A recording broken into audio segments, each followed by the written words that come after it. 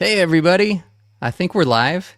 Welcome to another Thursday Night Live. I was going to say in the Cultural Hall, but we're not really saying that anymore these days. We're kind of fading it out. So, welcome to Cultch's Thursday Night Live. We've got a cool show for you tonight. I've got a very special guest. He's a rising star in the ex-Mormon space. You may have seen him. He tends to put out content on the daily. We're going to talk about that. We're going to talk about a lot of stuff tonight, and it's going to be cool. So let me welcome to the program a bishop, the first bishop I've ever had on this show, Bishop Nathan Hinckley, who also goes by the Bishop's Interview. Hey, man, how are you? Hey, Cultch, how are you, man? I'm doing good. I feel like I'd like to say this is the first time we're talking face to face, but Nathan was cool. He popped into one of the after shows a couple weeks ago, and we got to chat. Hey, now where's that thumbnail at that you put out about this thing tonight? Because you led me to believe we were going to be all dressed up. What the heck? I got my coat and everything, man. Dude, I think it's been, I don't know, 10, 11 years since I've attended church. So if I have any suits around, they don't fit anymore. Let me put it up. I'll put it up here for us, Let's. Nathan. Okay, There it yeah, is. There we are. yeah. So I was always taught to. Oh, hey, there's Julie. Hey, I was Dr. always Hanks. I was always taught to dress in your best to go see the bishop, and that's what I'm doing here, man. Well, you know what's funny is I was never a bishop. The highest I got, and granted, when you live in like smaller places back east, there's a reason my dad was probably a bishop because we were Air Force, we were all over, we were back east. We were in Korea and he was a bishop there. Um, but the highest I got in the rankings was when I was living in rural Alabama. I got to be executive secretary. Well, let's admit it that you put me in some other wards, and they wouldn't even let me stack hymnals. They let you sing though. You got a pretty good voice, yeah? Well, I appreciate that. Look at this comment. Culch is always Donald Duckin at AKA No Pants. No, Trevor. I have sweatpants on, my friend. I'm not that casual. I'm pretty casual, but I'm not that casual. Well, it's cool to have you on the program, my friend. Like I said, Nathan was on the after show, and so I got to, I don't know, spend about 30 minutes talking with you and a couple of the other people who were in here. Diamond Dave, who says he's surprised that I remembered to wear clothing. I'm usually clothed, Diamond Dave, most of the time. So again, we've had a chance to talk, but Nathan is, let's say, a little recent to like the YouTube ex-Mormon space. Probably you've had your channel for what, like a month or so? Yeah, just 4 or 5 weeks, and just kind of scratching the surface there for sure. So I'm impressed because you've basically been doing it a month and you've already have over 1,000 subscribers. I think you're about 1,500 if I'm right.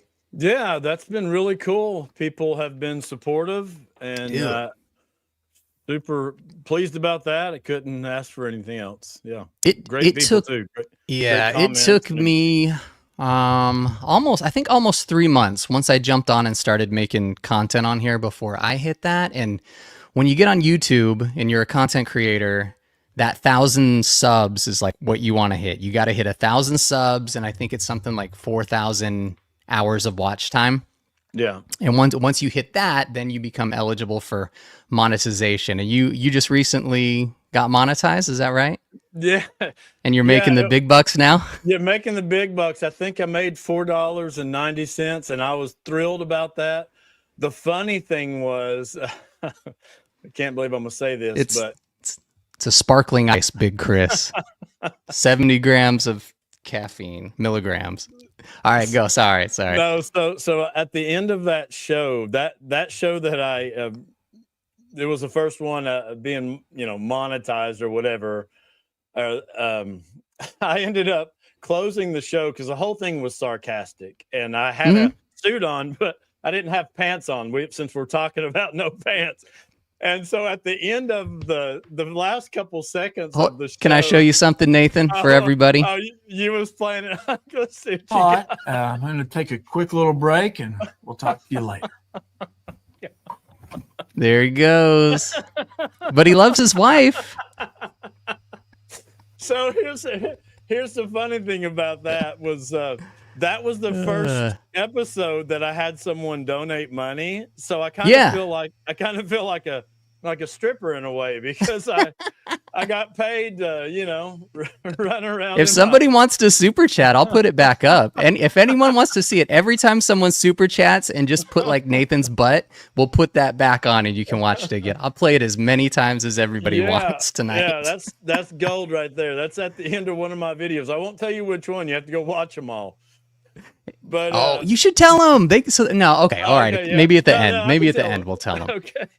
Hey, Cultch. So I don't know exactly what all you got planned, but I did a little snooping around on your content. Oh shit! Okay. I was like, okay, this guy knows what he's doing with the parody stuff, and I know a little bit. I've been doing this for a minute. I was watching that stuff. I was like, man, that's good. So I wanna sort of audition something for you real quick. All right. And I was hoping RFM would make it in here, but he'll just have to watch it on. Are you gonna sing? Because this is my friend Ex-Mormon songbook, and he's asking if we're gonna sing. I'm not going to sing, but maybe Nathan will. Well, I don't know about singing, but I just want to audition these. I wrote 3 verses to Follow the Prophet. I want to see what you think. Okay. All right. Let's see. That should cost at least $5. At least. All right. I'm going to do it closed, though. Here we go. Everybody knows the song. I got 3 verses. The last one's the best. All right. Here we go. Gordon was a prophet, the last one that we know, who would speak to media, the message it would grow. Said that we were Mormons and that we should be proud. Then along comes Nelson, that name we disavowed. Oh, that was pretty okay. good. I like that. I like that. Here's verse 2. All right. There was another prophet. Joseph was his name. Found a random story of first vision day. Ripped it out of journal. Thought that he would win. But the tanners caught him. He taped that shit back in. That's pretty good. I like that. All right. I like the last part. I got one more. All right, here we go. John DeLynn is not a prophet. He never claimed to be.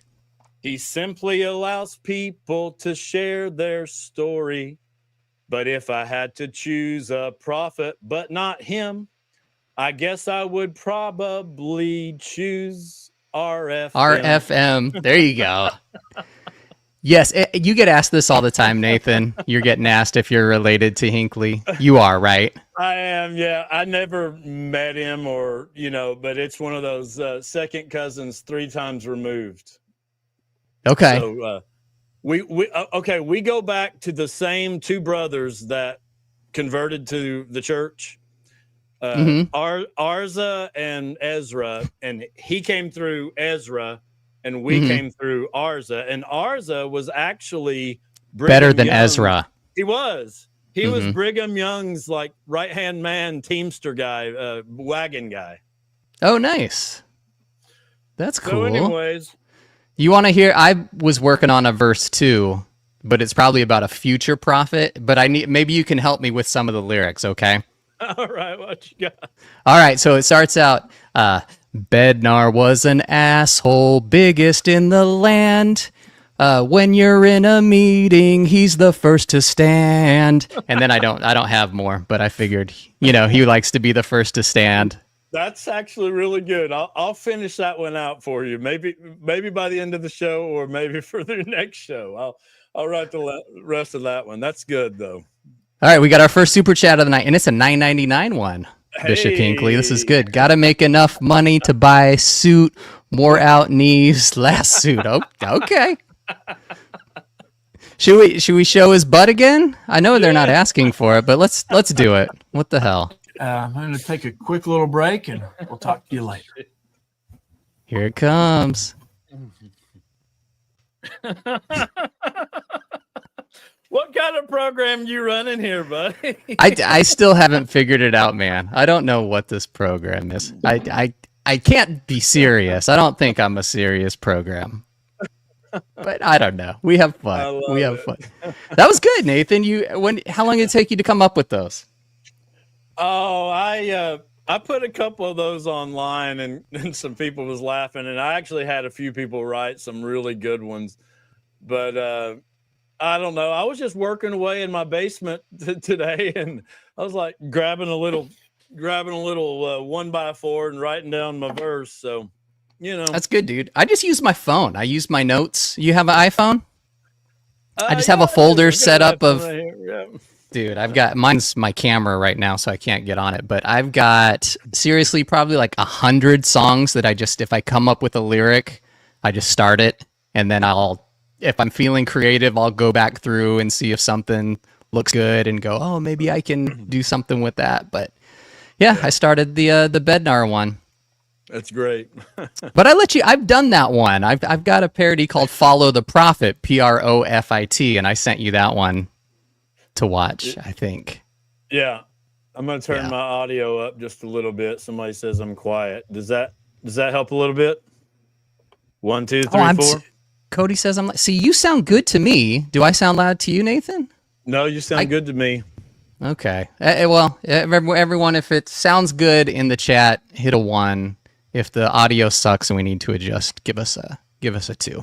Thank you for the feedback, Cody. I don't know if you are correct or not. Sometimes it's all right. Trevor says it sounds fine. I don't know. Let's just roll with it. Yeah. Yeah, we'll roll with it. So I think lots of people have probably seen you before. Again, you're new on the scene, but you're putting out a lot of content, so people are seeing a lot of you. One recommendation. This is just me, Nathan, having done this for a little while. I don't think. Okay, Conky's saying I'm too loud, so I'm going to turn myself down a little bit. I don't think you need to do too much less, but if I was going to give you some constructive criticism, I would say just a little less. Because sometimes because there was a time where I was posting a lot and I was hearing from people like too much Cultch, too much. So I backed off a little. But if you're happy and you like your rhythm, that is the. I mean, I have a problem with overdoing everything I do. I mean, some people know I've been into like whitewater kayaking and stuff, and I got to where I mean, it's all I could think about. That's all I was doing, and anything I kind of get going on, I do overdo it. So I appreciate that. That's good, actually, good advice. I might have to cut it back to just once a day instead of twice a day. There you go. Were you doing twice a day? Have you put out videos twice in a day? I have been known to do two. Oh, damn, dude. Yeah, that's a lot. Even there's another channel on here, Mormon News Roundup, that puts out at least one a day, and sometimes with shorts it's more. And it's you gotta respect the hustle. It's a lot of videos, but I do my Thursday, so I've got one that's scheduled every single week. And then I'll usually try to, I don't know, put a second video out somewhere. And that seems to work good for me. I don't know. If you've got a lot of time, man, go crazy with the content. Who cares? Right? Well, it's on my brain right now, man. So all I do is work during the day. I do some construction, some remodeling. I have a videography business that takes up a lot of weekends. But, I'm usually listening to some podcast. And actually, that's what the other part of this 1x4 is. It was listening to Nemo rattle off some stats that was blowing my mind the other day on the Book of Mormon and writing that shit down. And so, I find that I'm like you, that when I get into something, I'm like really into it. I kind of hyper focus. I'm not on the autism spectrum or anything like that, but sometimes I feel like I have some of those traits where you can just really get into a particular thing and you dive into it. Yeah. And then eventually I burn out on it and I move on to something else. A couple years back, I really got into learning Filipino again because I had kind of lost my mission language. And so I spent like 2 years just going nuts, relearning it. Took a trip over to the Philippines, to be able to talk to Filipinos. And And then I was over it. And for a couple years, I was really into running, and I did that, and I ran some marathons, and then I was over it, and I don't do it anymore. So I'm Okay. wondering if eventually the ex-Mormon stuff will go that route, but I don't know. For right now, I enjoy it. It's fun, and it seems like you're enjoying it. Oh, I'm having a blast. Really am, and we're all anxiously waiting to know your new name. When you going to drop that? You know, I people have given some good suggestions. I think what I'm going to do is on my community page is I'm going to put up like the top 4 and let people vote on it and see what they think. Yeah. And I'm not going to guarantee that I'm going to go with the winner because if I don't like what the winner is, I'm not going to commit to it. But I would like to know what people think. And honestly, I think in the end, I'll probably just end up going with Cultch, but we'll see. Yeah. I don't know. I've still got till the end of January before my deadline. And you know what's funny is I was talking with Richie from the Cultural Hall the other day after this all went down because he watched it, and I was interested to get his take because when I got done, I didn't know if I went too hard on him, you know. Yeah, I thought And you were fine. yeah, I thought I did too because I was selective about what I put up. I mean, I had receipts and messages and stuff, but I didn't put everything. You know, I kind of picked and choosed a little bit. And he said I was actually very kind to him. So I was like, okay. And he actually suggested maybe he come on and we do something. We have like one last, cultural hall versus cultural hall before we kill Like the a name. like a pass the baton. I guess I pass it back to him. He'd be like, "Thanks, I am who I I am." gotta And take this shit yeah. off. You didn't dress. Oh, are you getting hot? I'm pissed now. Yeah. All right. Cultch I'm gonna urinal. good I might to have go to now. add that. The Cultch urinal. There are a lot of ways that I could essentially keep the name. Like I think it was Diamond Dave who just suggested not cultural hall, which I was like, that's That's pretty kind of good. good. Yeah. Yeah. Other people have said cultural hall pass, which I think is fun because it combines, the two different phrases together, like you see on the Vanna White show. That I'm spacing on the name of it. Pat Oh, Sajak, Vanna yeah. White, Wheel of Fortune, Wheel of Wheel of Fortune. Fortune, yeah. They'll do that for some of the puzzles. Oh, here you go. Ex Mormon Songbook says I should be hallway water fountain. That would be interesting. And there were a lot of suggestions that we had to kick out. You guys are great giving suggestions, but not all of them are winners. Oh, this is a good one, Conky. The other cultural hall would be cool. Nathan, when I first came across you, it was over on Facebook. I saw a lot of posts over there, and that's how I was familiar with your name before I saw you around. And I was like, this guy seems angry to me. Did you feel a little angry in like some of your Facebook posts before you got on and started your YouTube stuff, or is that more just me like reading too much into it? I don't know that I felt angry, but I can tell you that it was like as true, just like raw emotion. Most of that stuff I wrote at like 3 a.m. when I'm not sleeping, and it's Mm-hmm. I mean, it was like real time finding out things that weren't what I thought they were. So yeah, I can see that it might have come across a little angry. Some of my family certainly think so, but Mm-hmm. I mean, that really wasn't my intent. It was just authentic. I mean, it was just, Okay. what is this? What is going on? I mean, you hear, like, I didn't want it to not be true. I didn't Right. want it to not. I wasn't trying to tear it down. I was in shock and still am. I mean, this is, 2 years ago, I have a picture right here, but 2 years ago, I was standing in front of the it's not my ward, but a neighboring ward. I was invited to teach this lesson of the restoration. I'm trying to see if it'll share here. I don't know what's going on. Anyway, trying to share this picture. Oh, there it is. I was sitting there teaching this lesson on a Wednesday night to all the youth. This was the last thing that you can show it there if you want. I've got it shared. Let me see it. There it is. Okay. Yep. Let me add it. Yeah, that was the last lesson I taught at church. It was 2 years ago on January 20th. And it was all about the restoration, and we're built on profits and all this stuff. And you take the profits out and the cups fall, and then you start talking about the restoration, so it's basically apostasy and restoration. And I'm just like finding out that I sat there and lied to those kids, so if I came across a little angry, I probably was. I got you. And that's totally normal. Like for me, I was just trying to figure out like, where is this guy in the phase of his like deconstruction, because I think everybody who's in the chat and everybody who's watching knows that there are these phases to it. There's that initial, like, what the fuck kind of phase that you go through.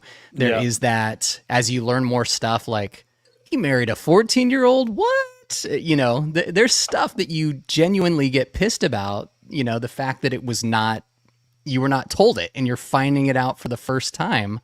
And you, like me, we're similar in age. So, I mean, I'm finding this stuff out as a 40-year-old man. Right. And I'm just like, what the hell? I can't even believe this. So to me, it always seemed like you were probably a little bit more fresh into it than I was, not having met you and not having known your story. And it turns out, I think that was probably correct. Yeah. Because you're pretty fresh, right? Like, how long would you say it's beneficial since you said, like, I'm done with this? I texted my sister, who had left about 6 years ago. I kind of treated her bad. She left when I was bishop. Anyways, I texted her on April Fool's Day, not last year, but previous. So, year and a half or whatever. And I said, I was just looking at my text the other day with her, but I said, oh my gosh, I'm so sorry the way I treated you when you guys left. I've been at the lowest of lows I've ever been in my life, and I want to apologize. And she knew what that meant. And she said, oh my gosh, do you need help, And I don't know if Julie's still in the chat or not, or on here, but she shared a lot of stuff from Dr. Hanks that was really helpful to me and our family. So that was cool. Really cool. Speaking of Dr. Hanks, because we did an episode, not specifically about her, but we did a hate watch on Tuesday. She is still here. Excellent. We watched Rachel Patterson's episode that was about her. I had Mackenzie Vance on, and that was good. So if you haven't seen that, definitely go check it out. But it was nice to kind of watch, and we were looking at like what are the members thinking with her? Because there's a lot of people thinking that she is the reason that people are leaving the church. But having gone through a lot of the comments from that episode, it's a lot of, I left and then I found Dr. Hanks, and what she was saying and what she was sharing was super helpful in like helping me to deal with the situation post church. Right. And it's possible. Oh, go ahead. Nathan. No. I said I watched your show and I listened to you read that ridiculous thing, and I just kept commenting, "What's wrong with that?" She would be like, well, she says this or she says that. And I'm like, what's wrong with that? I mean, of course she misstated, and misquoted some things, but for the most part, it's like, yeah, that's what you do as a loving and as a professional in her, in her trade or whatever. So she's great. I've never spoken with her, but I've listened to a lot of her stuff, and my sister really has loved her and really healed our family, or tried to heal our family, by suggesting that we all watch some of this. We meaning, my parents and some of my siblings. So this whole thing it's been a whirlwind for our family, no doubt. Yeah, I can believe it, man. But, it was interesting that once you got on YouTube and I started to see you in person, it was it gave me a different opinion of you than seeing you in just purely written form. That's interesting you say that. Okay, so one of the last things I did, I had my best friend on with me on a panel, and he's Mm-hmm. also a bishop in Florida. In And I Key think West, right? yep, Okay, I saw that one. just write down. So he's a current bishop. He's got a head full of hair and beard and everything. He used to be my drummer in our band, and he was my first counselor in the bishopric. Super cool guy. But he said the same thing. I went on with John. My parents still have never addressed the fact like, oh wow, you have a podcast, or oh wow, Mm-hmm. you went on with John DeLynn. That interview with John has been seen 150,000 times. I was going to mention that, yeah, Nathan's Yeah. kind of a big deal. He was on Mormon Stories about 6-7 months ago. Yeah, and it's 150 views. My parents have never said, hey, good job or whatever. You did good. But this friend, Craig is his name. He was the one, because I wasn't going to post it or talk about it to try not to rustle the feathers of the family. Mm-hmm. And he was like, "Man, you did good, and you actually sound less, kind of like you're saying, less mean or mad or whatever when you're just talking about it." And I'm not a mean guy. I'm not a mad guy, but I do wear my, emotions on my sleeve or whatever. Yeah. So yeah, I can see that I would rather I'd rather say it. The writing thing was actually new for me, to be honest. My daughter is an English major. She's a genius. I think she's probably watching right now, but she can write anything. My dad and my brother are all songwriters, and I've never been a writer. And through the deconstruction process, I actually learned to love to write, just like, what do I feel about this? And I quit worrying about friggin' punctuation or misspelling or and it's just like, this is how I feel.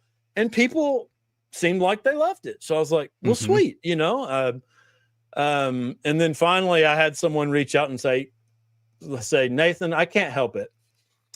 When you use quotations, you're little fucker. He says, when you use quotations, you have to put the period inside the quotations. I'm like, do you think I care about that? Right.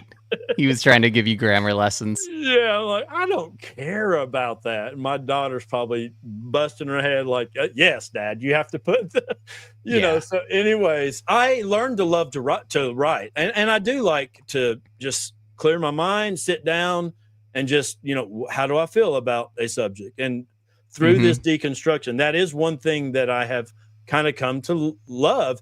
And as a matter of fact, going back to the content I've been putting out, I have about 100 articles or posts or whatever you want to call it that are basically kind of an outline of an episode. So it's kind of like my, most of my bare bones or whatever of an episode are already written. Yeah. So Trevor says you're Southern. Just give up on the grammar. That's right. That's right. That's funny. You know what's funny, dude, that you mentioned that? So the writing wasn't something you were really into until your deconstruction started, right? No. So kind of same for me.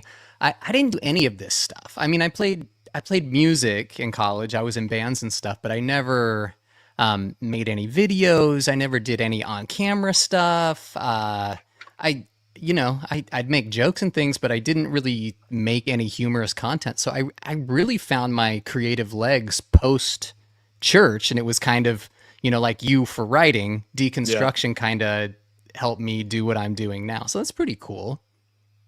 And then the other thing, I mentioned I have a videography business. It's called Milestone Pictures. It's mostly wedding videos. And I've been to probably hundreds of weddings. And, but anyways, I'm used to being behind the camera. But you should have seen me when I started the YouTube channel. I sat right here in this office and tried to film myself doing like an intro video. And I did like 100 takes of it. I'm like, man, this sucks. I hate being on this side of it.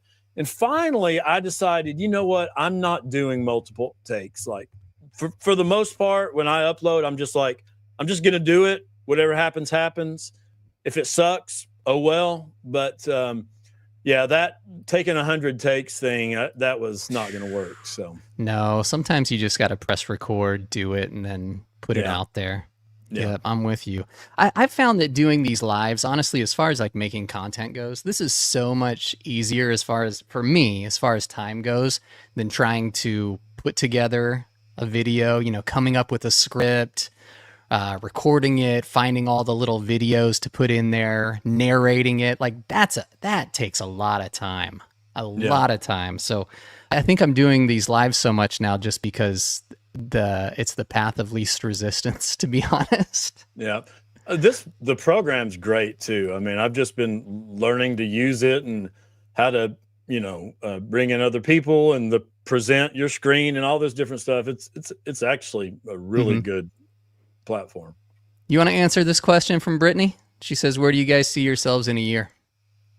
You know, for me, regarding like the podcast and stuff, I have aspects of your traditional Mormon story stuff. If Hmm. anybody wants to watch, like either We Excommunicated a Sister, that's one that I did. That That's was just good. I like, watched that tonight. and then another one was Nathan's story. It's mile marker 365 or 356 or whatever it is. That was like an in-person sit down, multiple camera, Hmm. just Mormon stories style, and I love that.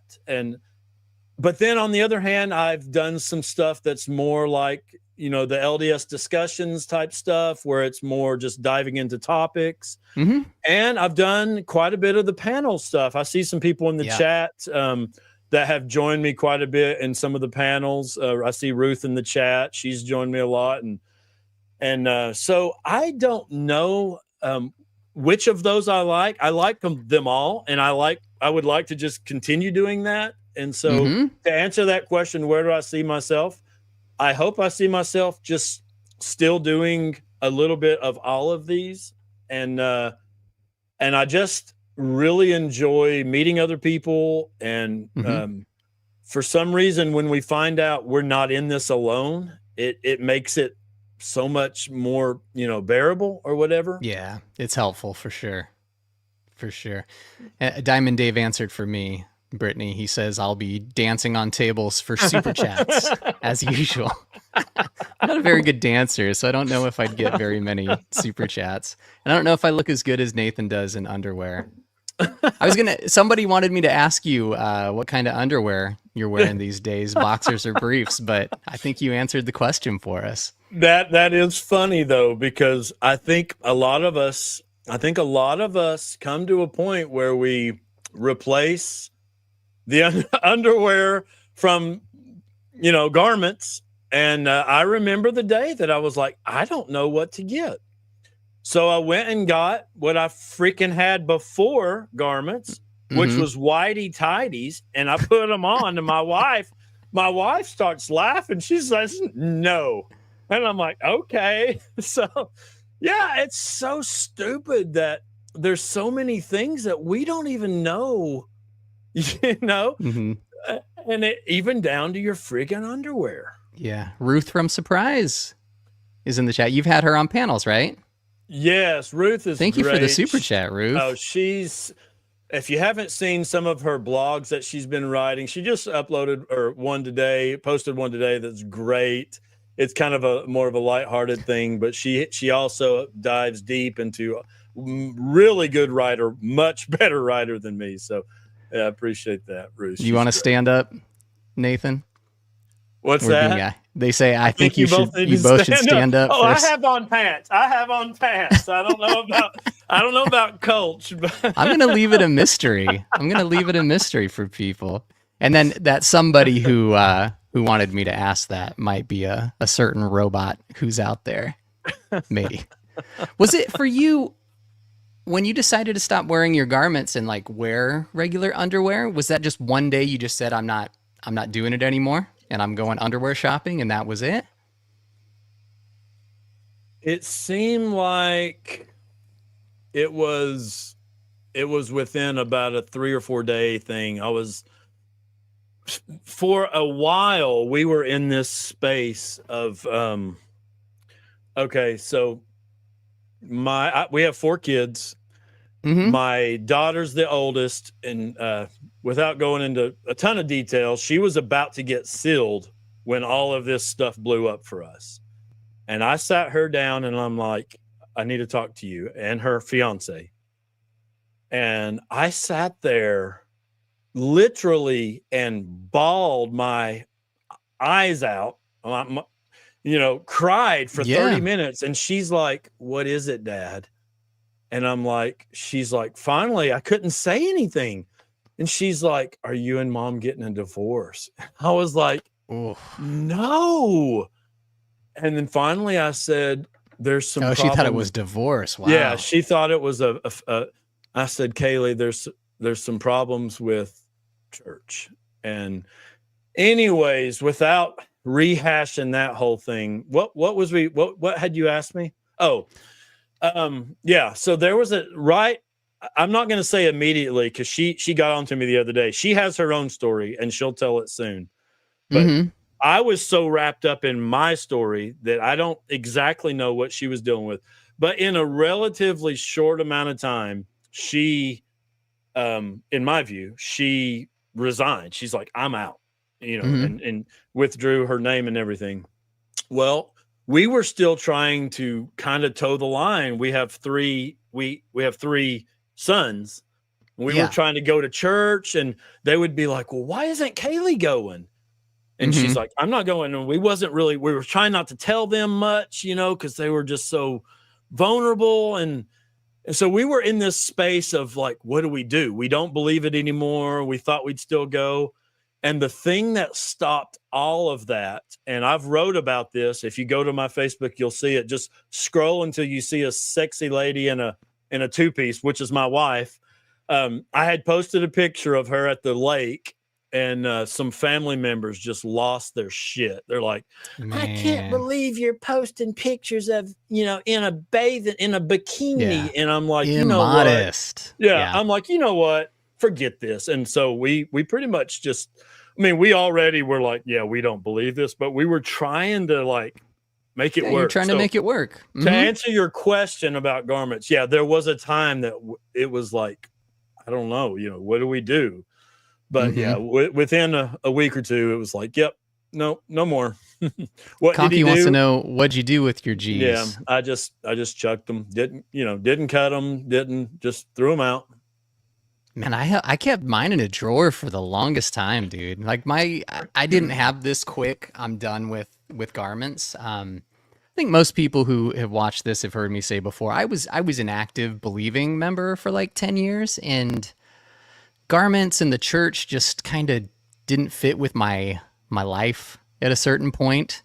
And so they kind of faded off. And as I became inactive, I just kind of stopped wearing them. Although sometimes I would still wear the tops as like an undershirt, but I switched to the bottoms. And it took me a while to figure out what kind of underwear I like. These days I'm a Tommy John guy. I like the mid-length boxer briefs. Those are good. That's what I roll with. Little pricey, which is why I need those super chats to fund my underwear. Can you get them that say "I love my wife" on them? I'm gonna watch for sales around Valentine's Day, Nathan, because it's possible. I haven't seen any, but it's possible to get some. Where did you get those, by the way? I think my wife. Yeah, my wife got them for me. It was kind of a joke, but I said, you know what, I'm gonna wear those. Nice.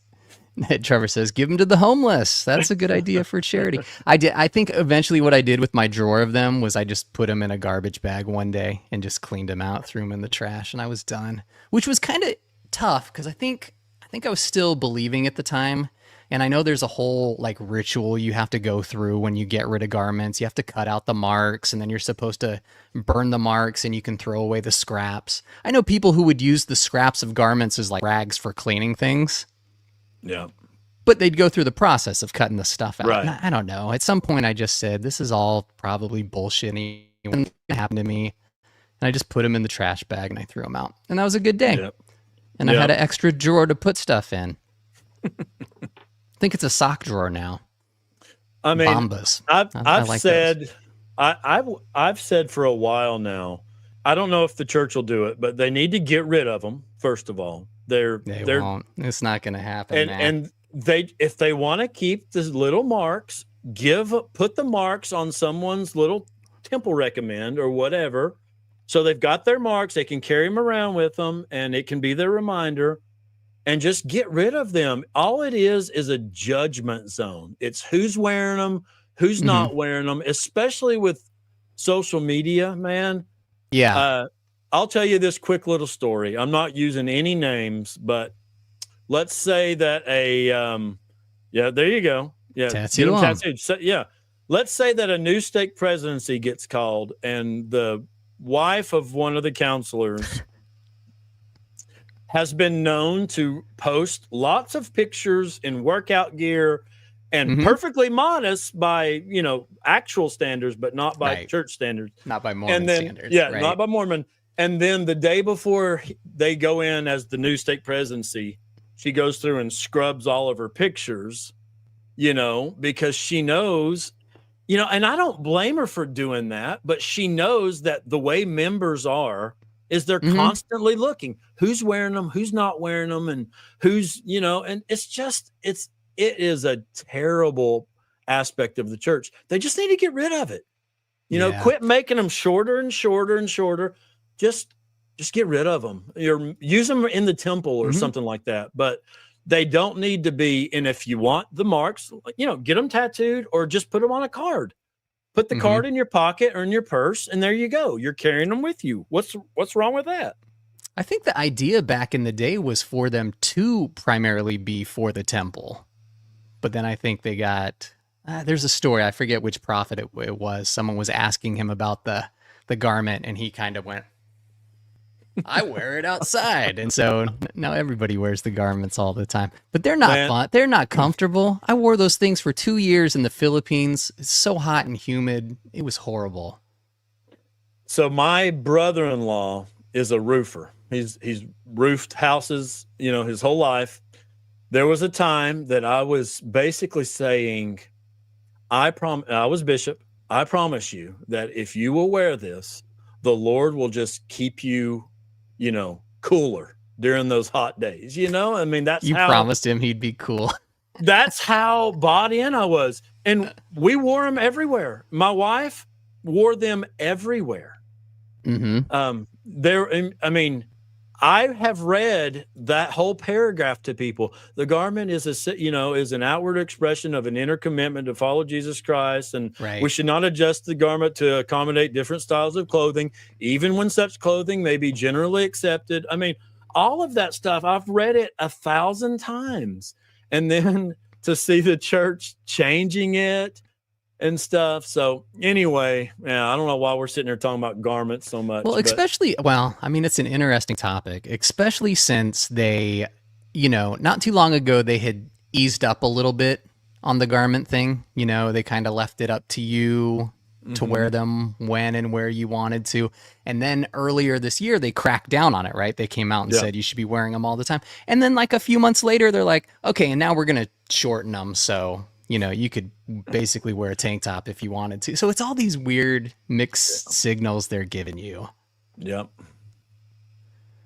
Oh, here's a nice super chat from Harry Henderson. Keep doing what you're doing, Cultch. I will. It's all I know how to do, Harry. So I don't know how to do anything else. So I will keep doing exactly what I'm doing. People are just interested in garments, man. So good for you. You got rid of them. I'm trying to see I had other questions for you, Nathan.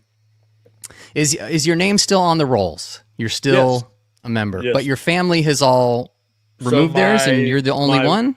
My wife took her name off. My oldest daughter, or my daughter did. My sons, one of them's married. He took his name off. The other two are under my name. So, yeah. Okay. A lot of people want to know why. I mean, I was just about to ask, why do you keep it on? Well, so to be perfectly honest, I wanted to speak out as a member, not as an ex-member originally, because I felt like I was entitled to that. Yeah. I've given so much time, effort, money, all the things.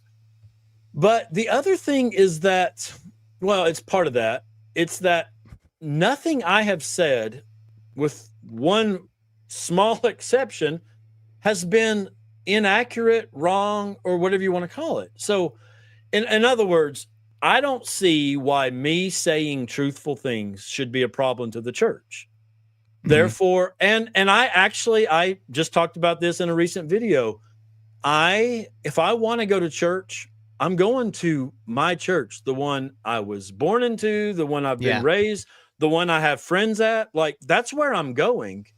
I mean, I don't have a problem with other churches. There's one right down the road, but if I wanted to go, that's where I'm going. So in other words, I don't think they have a right to kick me out. Will they? Maybe they will. We've had a new stake president go in. Maybe they will, but I don't think they have a right to. Why? Because I have spoken only truthful things. It's not my fault that the problems exist. So I've kept my name on, one, because I wanted to speak out, but two, that's my people. That's all I know. So if they end up kicking me out, so be it. But and maybe I will remove my name. But so far, I haven't felt the need to do that. Cool, man. Well, the thing that when you come on and you're operating in the ex-Mormon space and basically make yourself a public figure, you're kind of putting a target on your back. I benefit from the fact that no one out here knows I exist. Like, I have no history with the church here where I live. Yeah. I've never attended it. I know where the church building is. I've actually been to a funeral there, but I have not attended church. And the missionaries show up from time to time looking for me, but nobody knows or nobody cares about me out here. So I don't really worry about it too much. I like what Guy said there in the chat. I paid for my membership. They want it back. That'll cost them. I mean, I've put in my time, man. I mean, I've been bishop. I've been on the high council. Every Sunday growing up, I've never sat with my family in the pews. I mean, I've served in 2 different bishoprics when I was like 25 or something.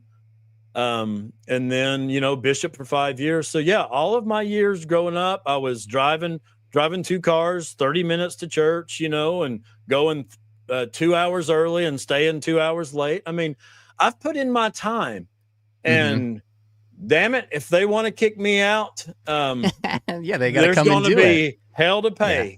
And there you go. But I'll tell you, like, we live in a very small town. Everybody knows me, and we are related to half the ward. It's kind of one of those family wards where everyone's related.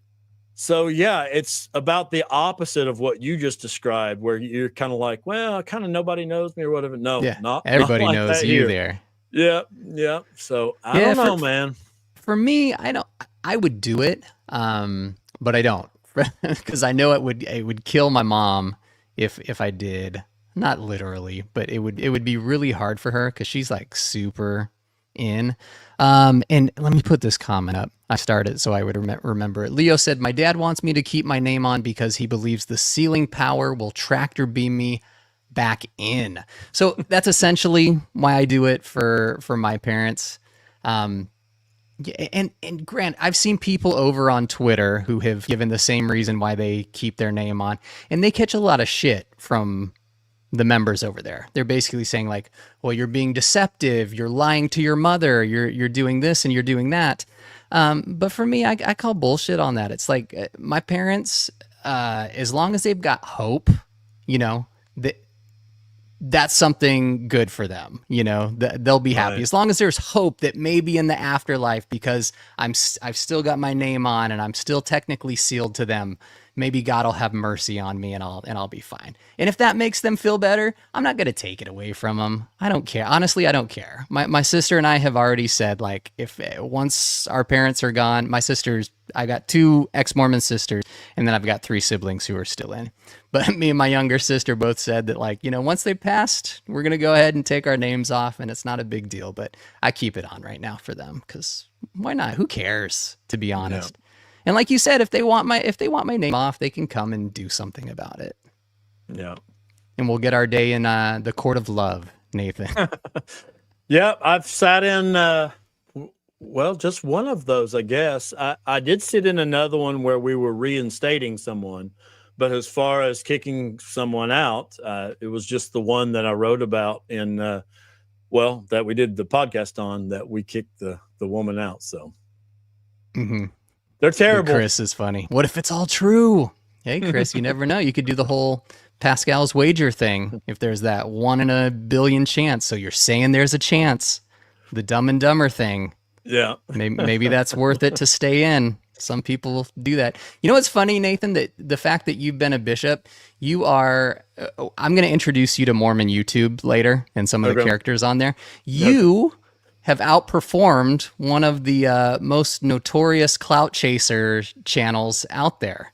They peaked on their mission when they got to be a branch president, but they've never had the chance to be a bishop like you. So I just thought that's cool. Let me say this very carefully.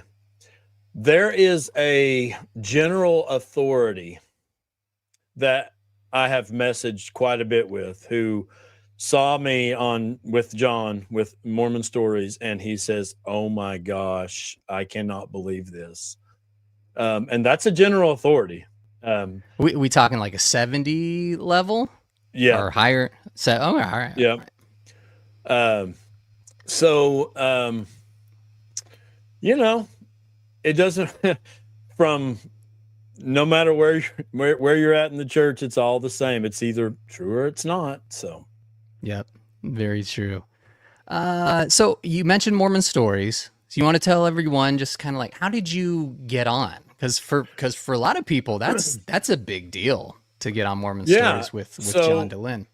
Let me first say, John, I think the world of him. I really do. I met him when he came to Nashville, and I watched him stand in the hot for 8 hours, sweating.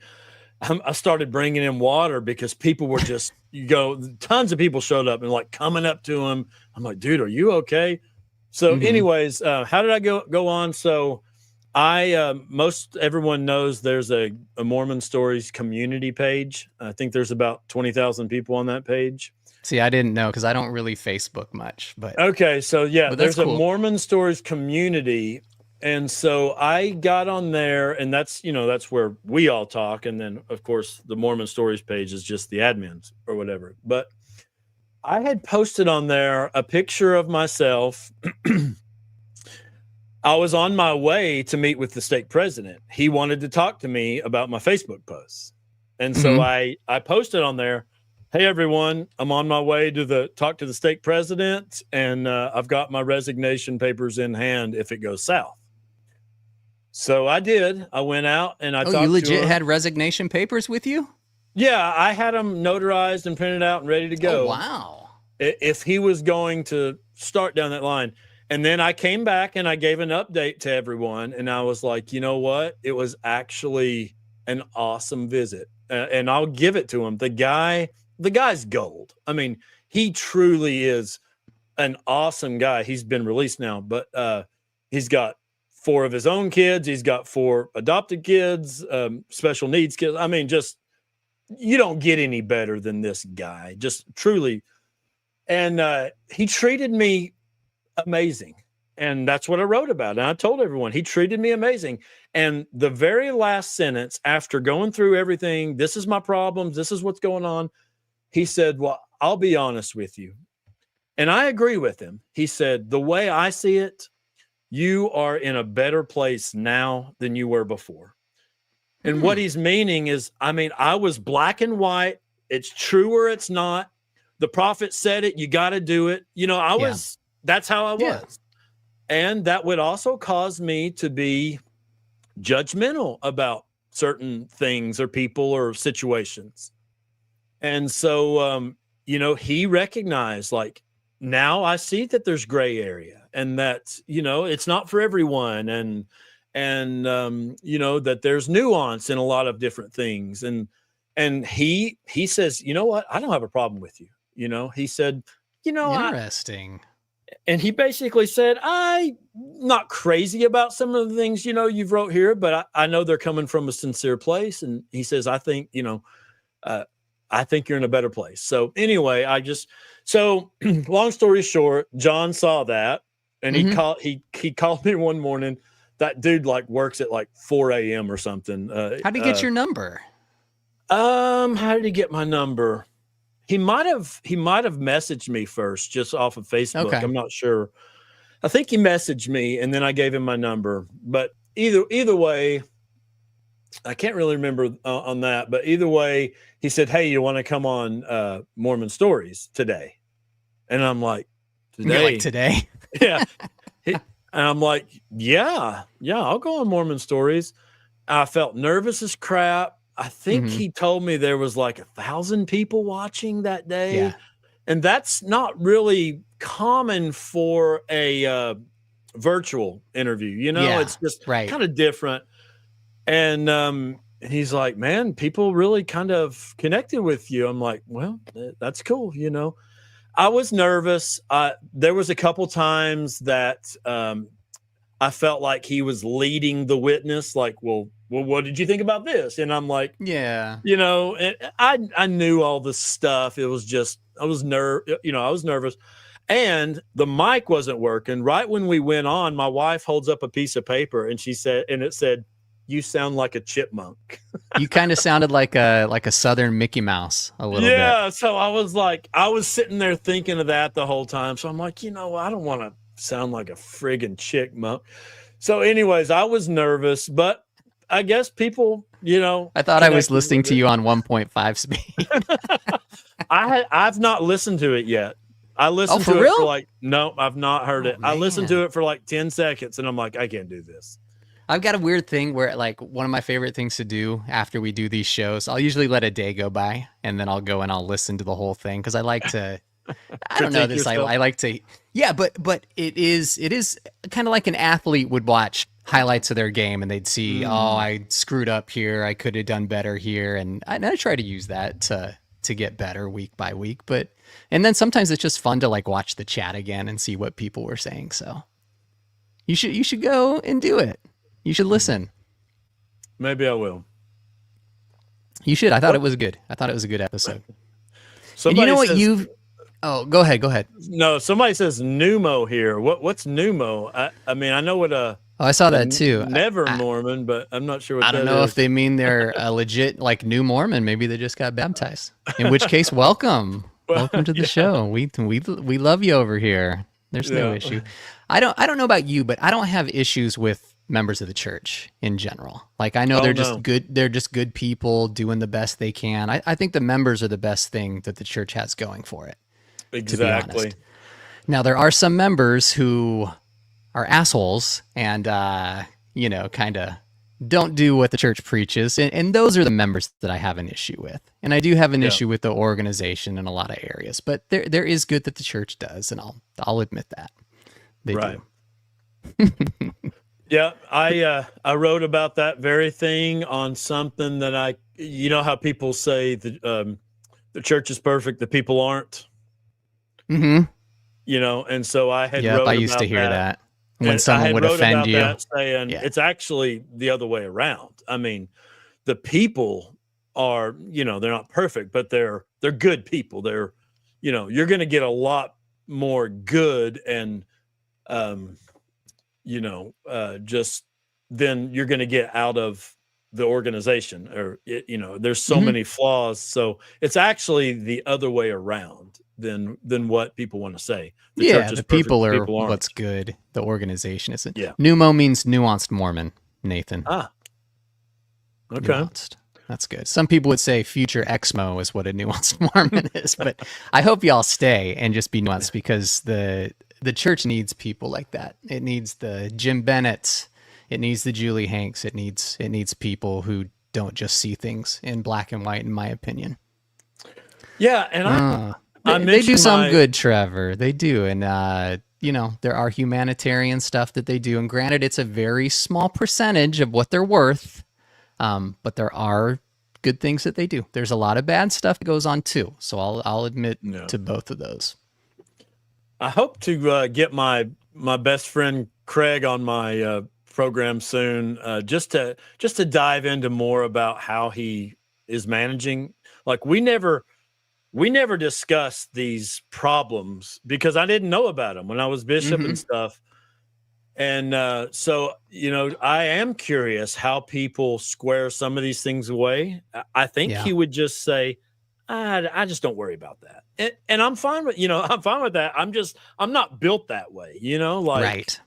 I'm more of a, integrity, not to say they don't have integrity, but just, if it's not true, then I'm not going to stand in front of the youth and teach these things and stand up and bear my testimony. It's just, so anyway, it is interesting, but I do have tons of people that I love, that I'm related to, that, that are still in, including my parents and most of my siblings.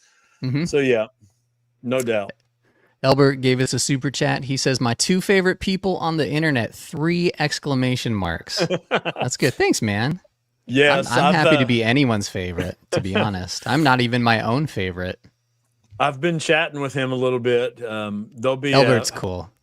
Yeah, there'll be a story soon or a podcast soon, but he's got some really interesting things to share.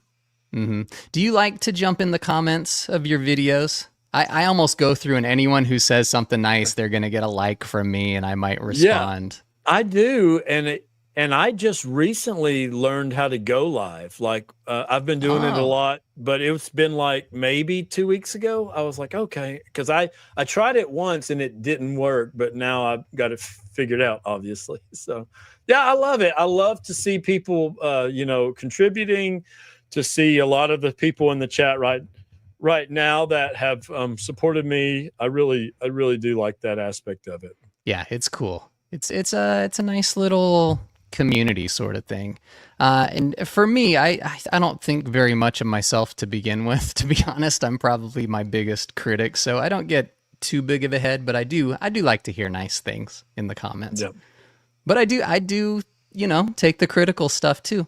Somebody left a message on my last video, the Julie one, that said I was just me and Mackenzie were stooping to Rachel and Jacob's level, and insinuating that we were making the statement that no one leaves because of Julie Hanks. And I wrote him back and I said, hey, thanks for the comment.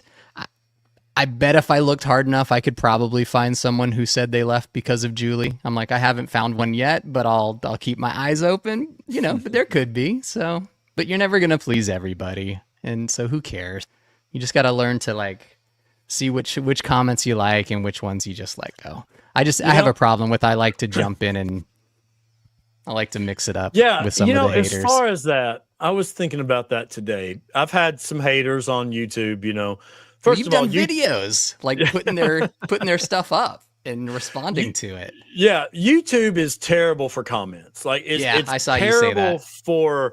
for alerting you that there's more comments. Anyway, that's a whole nother story. But okay, here's a quick little story from my mission. All right, go for it. We're teaching someone. I was in Argentina. And look who's in the chat real quick before you start. Oh, Radio Free. I sang for you, RFM, earlier. You're going to have to go back and listen to it. I wrote a verse just for you. And RFM, if you want to send a super chat, you can see Nathan in his underwear. Just saying, you missed that, but you can. And anybody else, if you want to see Nathan in his underwear again, just hit that super chat. I'm gonna have to figure out how to get half of your super chats. I need to take YouTube's. Here's what we'll do. Next time I watch a live from you, I will give you a super chat. That's what I did with Steve Pinecker, because people were gonna give Steve money for swearing. I think he said asshole and he said shit.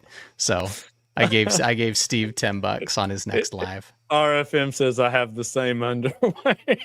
The same as you? Nice. That's great. I'll I don't send you think he has a pair. wife right now, so it's kind of weird that he's got that, but you know.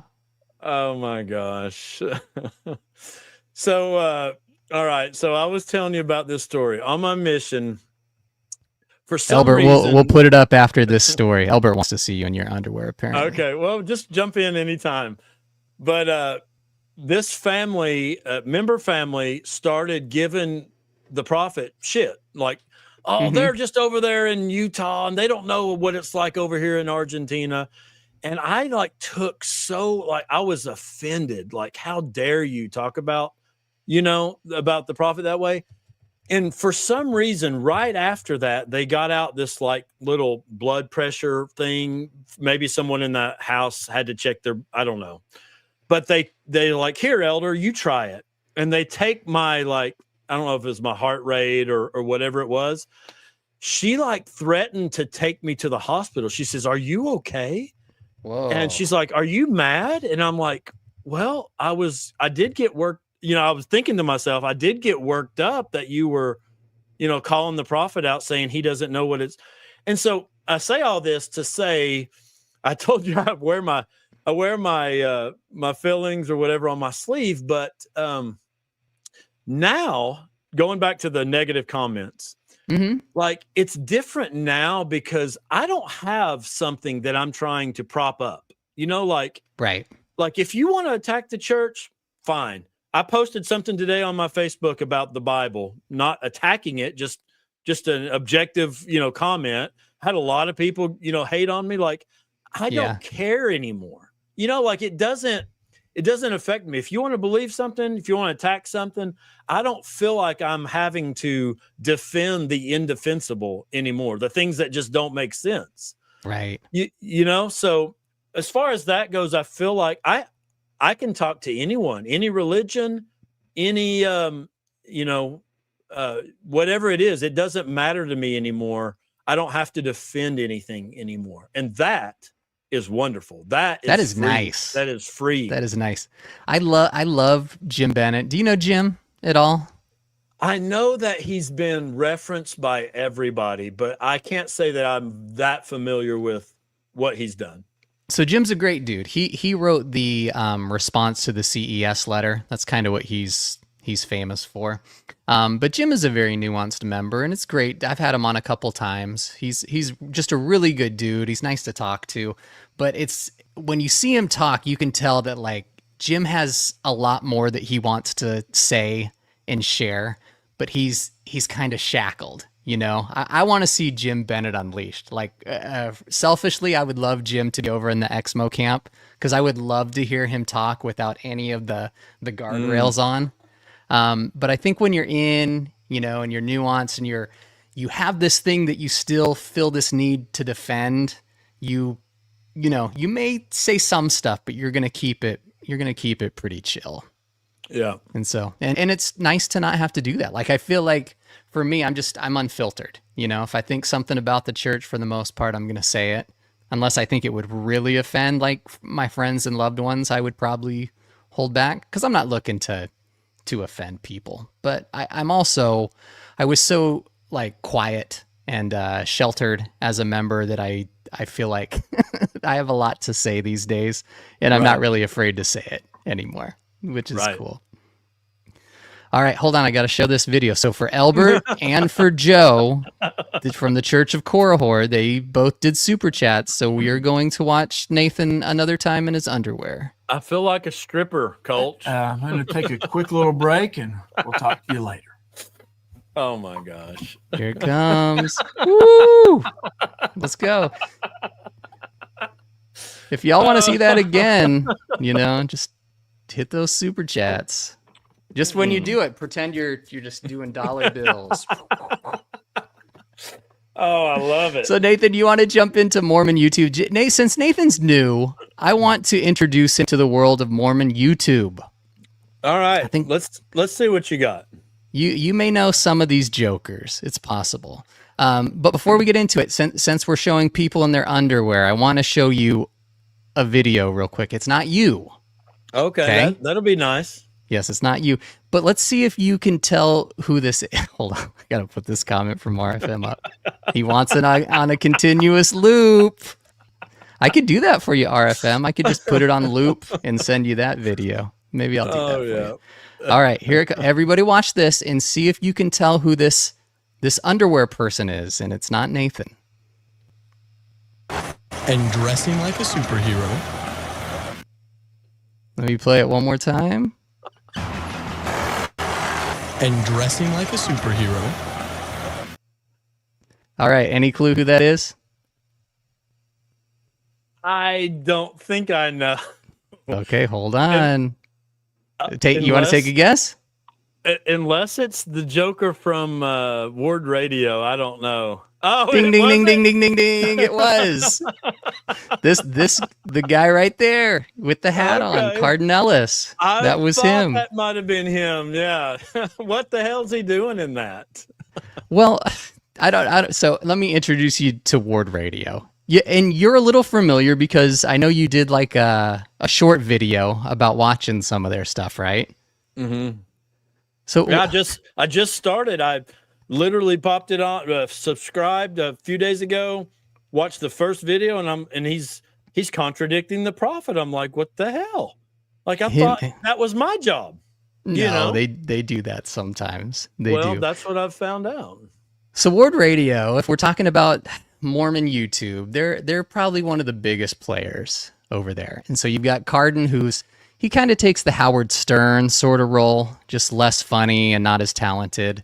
And then he's got his whack pack that's over there. Like you can see on the left, he's got his wife who comes on and she's nice. And she was very level-headed about Dr. Hanks, which I appreciated. And next to Cardin, you've got Brad Whitbeck, who Cardin, Brad, and Kwaku, who's next to Brad, they're all actors, Nathan. Or they used to be actors. And that's why Cardin was in New York in his underwear. I think it had to do with something he was filming for a commercial or something. But that's why he was in his underwear running around. And then you've got the most annoying guy on the internet next to Kwaku, and that's Jonah. And then you have their news guy, Luke Hansen, who is very dull and not exciting to listen to talk at all. But that's Ward Radio, and they are shooting for a more hip, younger crowd, like trying to make the gospel cool for the deacons quorum mentality people, and they're doing all right. I think they've got about 40, almost 44,000 subs. That's pretty good for a Mormon channel. So tell me this. I think I heard maybe from RFM or one of them that it's been shown or proved that they get their funding from the church in a roundabout way. Is that true or is that not true? Or do we know that?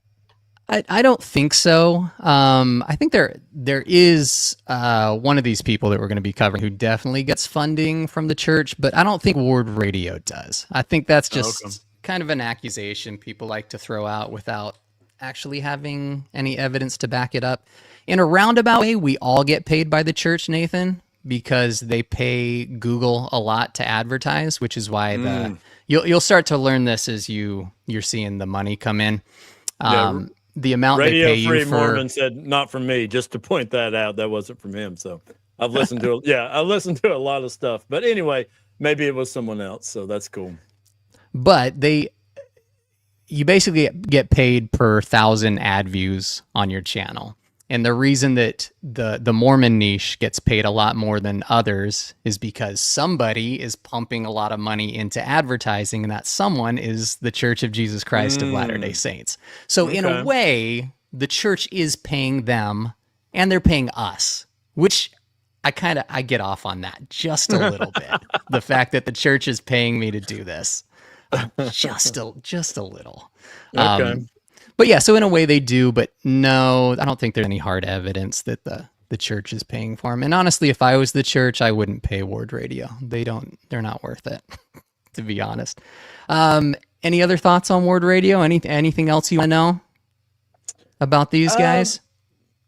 I know one of them called you the most toxic guy on the internet. Yeah, that's why I called him the most annoying guy on the internet. Yeah, From what you've seen of me, Nathan, do I seem all that toxic? Well, I mean, you are playing my underwear thing on repeat, but I That's mean, not toxic. That's hot, right? no, that's ridiculous. I can't believe they Yeah, said that. So yeah, I I don't know. I don't have much more for them, but I did watch the other day RFM debate three of those guys. Oh, That was interesting. That hold was that thought, very Nathan. Hold that thought. yeah. We got a super chat. Okay. Oh wow. Oh, you disappeared. Come back, Thanks Nathan. a lot. I'm going to take a quick little break and we'll talk to you later.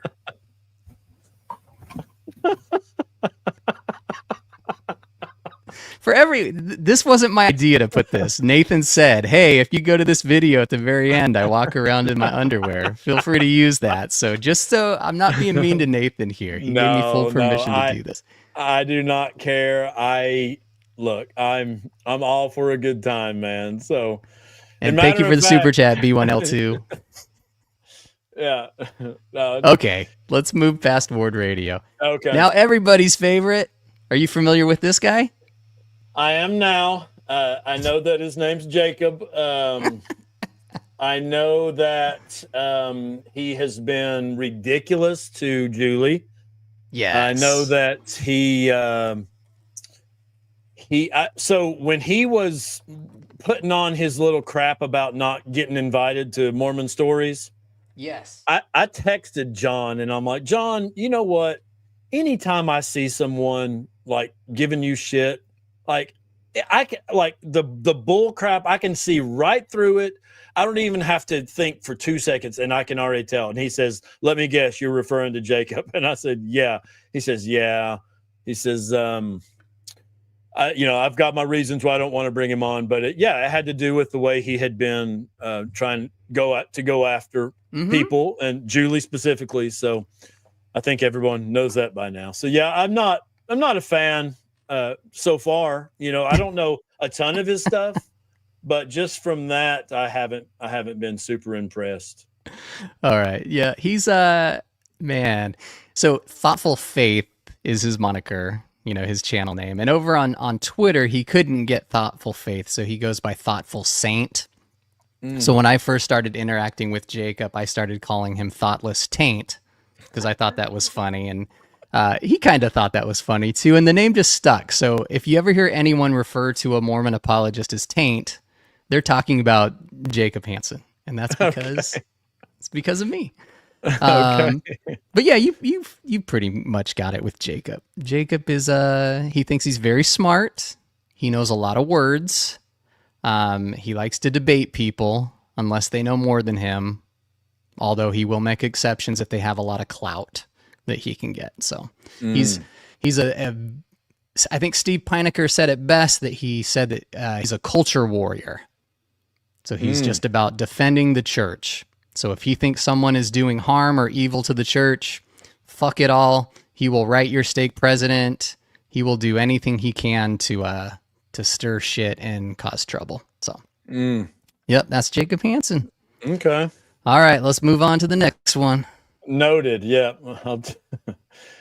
All right, you ever seen this guy? I've seen this dude around. I don't know anything about him. Oh, you don't know anything? This is Greg. This is Greg Mattson, and he runs a channel called Quick Media.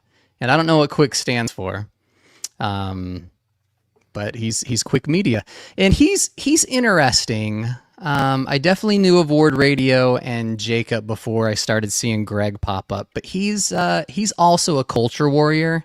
He seems very kind of like right wing to me. He's kind of like everything is woke. He thinks BYU is woke. He thinks the church is going woke. And like Jacob and like Ward Radio, he talks a lot of shit about the leaders, thinking that they're doing things wrong. But then also like Jacob and Ward Radio at the end, he'll say like, but I support the brethren. So it's like they think it's okay. They can say all this shit about the church and about the leaders as long as at the very end they say, but we support the brethren. We support them. So I'm going to start doing that. I could talk shit about the church, and then at the end I'll say, and I support the brethren. So it's all It's all good. You know, that was the whole point of this little thing I was doing with Ward Radio. I ended up saying, by the way, I did another video other than just the short thing that you referenced. Oh, did you? I only saw that one. Yeah, it was a live thing. It was one that I called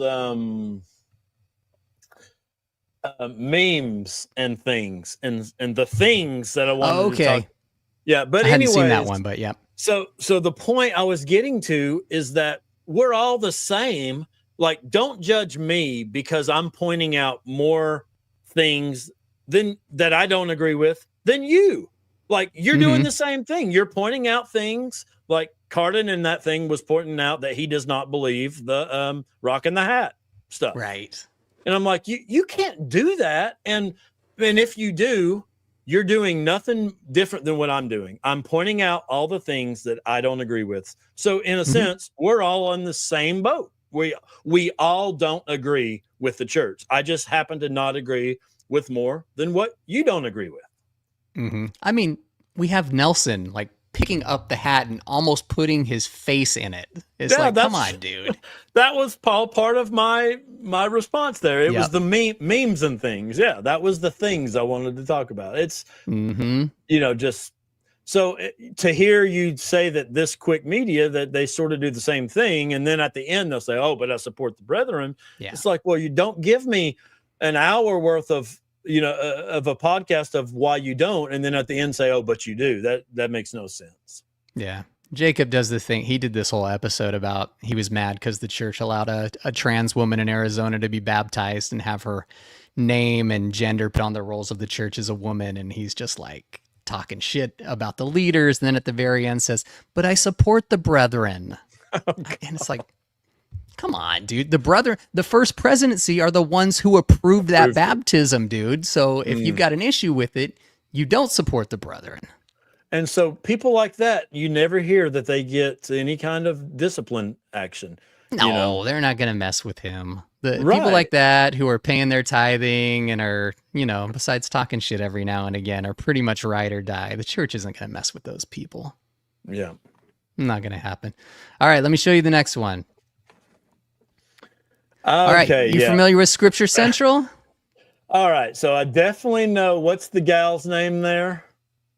I know it. I'm spacing on it. She's all over my Facebook. I could help me in the chat. Name. Yeah, what is her name? Mormon News Roundup knows who that is. I know her husband's name is Neil. Okay, yeah, Neil Rappley. Jasmine. Jasmine is her name. She's all over my Facebook. I've watched quite a bit of her stuff. She definitely feels like she's super smart. That she's like, oh, well, you know,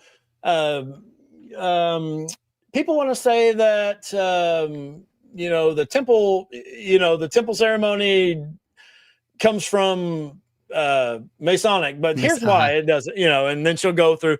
She sounds smart. She sounds like she knows what she's talking about. She's good on camera too. Yeah, I would say she's probably an asset, you know, like she's doing a good thing for the church or whatever. She sounds convincing or whatever. Well, it doesn't take much, Nathan, as long as they've got, you can give them something. Say. Yeah. The guy right beside her, I've seen him, but I've never seen the other people. Yeah, I don't know the other people either. But Scripture Central, I believe, are funded by the church. And they've got like 250K subs. So like of all these folks, they definitely have the most. I think they even did maybe people in the chat can help me. Was it Scripture Plus or Scripture Central that did the fundraiser that Razband talked at? They did like a $250 per plate fundraiser and had an apostle speak at it. So yeah, I'm pretty sure they are funded. But anyway, I see more of Scripture Plus, which I think is their app, and Jasmine's all over that. So yeah. So that's them. Then have you seen these guys before? The Stick of Joseph guys? Okay, so I saw them on. John had a field day with them? Okay. Yep. I watched that whole thing. You're a better man than me. I got through like an hour of it, and I was like, I've had enough of these two. here's the funny thing about these guys. They're brothers. Yeah, they're brothers. Right. My mother had come across them, and she was like, I saw these guys, and this could be, this could be you. Like, this could be you and your brothers. And I'm trying to kind of bring me back in. I'm like, Mom, it's not gonna work. I'll be honest. I hated that. I hated watching them say, "Oh, you need to read the Book of Mormon more, John." I mean, John's like, "Yeah, I've read it." And at the end of the day, at the end of the fourth, there was no way to end that episode. Like, John just kept bringing up valid points and great. And and this one dude on the right there, he kept saying this one word over and over. It's like, the one on the right seemed more standoffish than the one on the left. Yeah, there was a word that he kept saying. Oh, conceptualization. He's like, well, what is your conceptual? He said it like, I was going to go back through and count, but he said it 100 times. It's like, come on, dude. But in the end, I was not thrilled with them. I was kind of disgusted by it, to be honest. And in the end, John just kind of threw up and said, you know what? You're my guest, Yeah. So you deserve a bit of whatever. And he just kind of said, he says, I apologize for getting heated. And he got a little animated. I like when John gets animated, to be honest. Yeah. So anyway, I guess I applaud the guys for going on, and you know who helped them prep for that? No. Well, let's go back a couple slides. There he is. Really? Yep. Guess he didn't do a great job, huh? I mean, yeah, they tried, but it was not good. I didn't feel like it was good for them. Yeah. Their points didn't land for me. Nope. All right. So they've kind of become a big deal. Like they've got more subs than Word Radio does. I think they've got about 50K. So people over there seem to like them, but I'm kind of same opinion as you. All right, moving on. Women in priesthood. If you watched last week, you're going to be a little familiar with her, yeah? Yeah, so that would be all I know about her. Okay. So this was the girl who did the episode about Julie. She's done 2 of them now, which are 2 of her most popular. Julie Hanks episodes, Jacob could tell you, they are very popular over there in the Mormon world. So I think that's part of the reason why they do them. But I think she started her channel as like a way for women to come and study about the priesthood, but now it's kind of turned into a female version of Jacob Hansen channel. And she's even, this shirt she's got up there that says I'm a familyist is a Ward Radio shirt. Oh. Yeah, I guess instead of feminist, you're a familyist. So. Oh, I see. Yeah, I think that's it. And she's got about 9K. So, she's over there doing stuff, getting a little bit more well-known, but somebody to know. And then have you ever heard of this podcast? Okay. Yeah. So, all right. I told you my sister left 6 years ago or so. Yeah. My mother has come to love this podcast, and there was a couple times I would show up at her house and she'd just be sitting there listening to this on repeat. And this was when I was still in, and I was kind of like, Mom, just, like quit worrying so much about, her or whatever. And it was just months later that my whole world blew up. But yeah, I know that from that my mom loves it.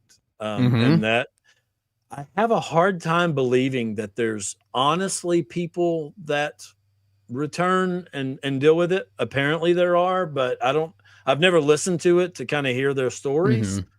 it just seems so hard that now if if someone's returning because their marriage is about to implode, Mhm. or they were completely ostracized from their friend group and stuff, those kinds of things, that's a whole different story. But just Mhm. like finding out all the problems, leaving, and then coming back and either acting like they didn't exist or that you were able to square them away, I don't see that. Yeah, But it's hard I to, haven't but it's watched it either. possible. And I think there definitely are people who legitimately deconstruct and probably leave, and then, for whatever reason they find a reason to go back and believe. I think those people are out there. But and maybe there are some people on this podcast who are like that, but from the ones that I've seen, it's a lot of I was inactive and I went back. And it's like, well, that's not the different. same. Yeah, that's not the same thing. In which case it could be called the I went inactive and came back podcast, which Yeah. might be a little bit more correct. But I don't know. I've seen a couple, but it seems to be a lot of just like the church didn't work for me, or I got tired of the church and so I left. And then my life went to shit. And so then I came back to the church. Right. Which kind of feeds into that whole narrative that when you leave the church, life sucks and you can't be happy, and which isn't true. Although life does suck sometimes when you leave the church. It's a hard thing to do. Yeah. So there's her in this podcast, and I think we only got a couple more. All right, do you know Mormonism with the Murph? I've only heard the name. I've never, listened to any of his stuff or seen any of his videos, but have heard the name. So what's your take on him? Murph is cool. He's from, if I remember right, he's from Scotland, so he's got a cool accent. And Murph, I believe, lost his faith or came close to completely deconstructing and then came back to church. So speaking of one of those people that we thought may or may not exist, Murph may or may not be one of them. But what I appreciate about him is, although he's a faithful podcast, he's aware of the issues and he will talk about them with people. And he's had people who are not faithful members on his podcast to talk. So I like Murph. And I think if people in the chat know Murph, they probably enjoy him too. So I give Murph a thumbs up as far as like Mormon YouTubers go. Okay, I'll check him out. Yep, decent guy. Then we have 132 Problems. Are you familiar with Michelle Stone and her podcast? Okay, so I am familiar. There was a time that I was looking into some of this Joseph didn't do it stuff. Mm-hmm. I found some of the arguments convincing. And I'll tell you right now, and I've been chatting with someone that's pretty high in this whole Joseph didn't do it. Joseph didn't commit. Yeah. And I have him committed, I think, to do an interview. Are you allowed to say who it is? I'll wait just until it's definite, but there's 3 or 4 bigger names, and one question: does he have a big beard? No. Okay. I'm thinking of somebody else. Yeah, but anyways, I'll tell you my ultimate take on this whole thing. I'm not talking about journals. I'm definitely not talking about, oh, well, the church says he did it. I come back to one thing. My one thing that I say on whether Joseph did it or not, it's like a common sense, just a logistical thing. And that is, in my opinion, the church would love to clear Joseph's name if they could. Like, if they could clear his name and say he didn't do it, and also, in my opinion, the church knows 100% whether he did it or not. Like, we know they have vaults and vaults of crap, right? Mm-hmm. So it's my opinion that they know for sure whether he did it or not, and that they would clear his name if they could. So therefore, since they don't clear his name, and not only do they not clear his name, now we're telling the young kids in primary all about his polygamy. We're making cartoons about it. Just for that reason alone, just like a logistical common sense, in my mind, I say if they could, they would, but since they can't, then he did it. Interesting. But there are some of the arguments that are accurate. You know, some of the things that were backdated and were kind of slid in. So I feel like these people get a little bit of a bad reputation or bad rap, whatever you call it, because a lot of people say, "Oh, they're just trying to make Joseph a prophet." No, I know people that are in this camp. I'm really close to some people. They're not trying to make Joseph a prophet. That's not my view. They're just trying to get to the truth. Like, did he do it or not? Like, they still say, "Oh no, he's not a prophet." So, anyways, I've never spoken with what's her name?